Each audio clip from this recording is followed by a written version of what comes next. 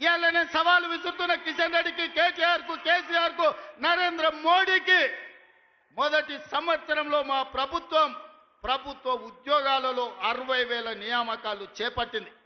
మీకు దమ్ము ఉంటే, ధైర్యం ఉంటే, చిత్తశుద్ధి ఉంటే మీరు సవాలు విసిరండి. 60,000 మందిని ఇదే ఎల్పీ స్టేడియంలో తెచ్చి తలలు మొత్తం లెక్క పెట్టిస్తా. ఒక్కటి తగ్గినా మీ కాళ్ళ ముందు క్షమాపణ చెప్పి నేను బయటికి వెళ్తా.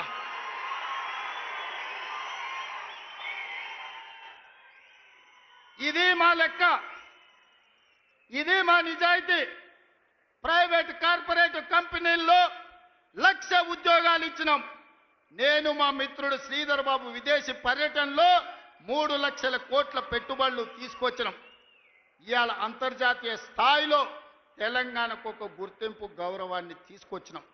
అందుకే మిత్రులారా, ఆనాడు హాస్టళ్లలో, సంక్షేమ హాస్టళ్లలో ఎన్నడా పిల్లల్ని పట్టించుకోలే. అందుకే వాళ్లకు ఫుడ్ డైట్ ఛార్జెస్ మా బట్టి గారు 40% పెంచిండ్రు. Cosmetic charge 200% పెంచిండ్రు.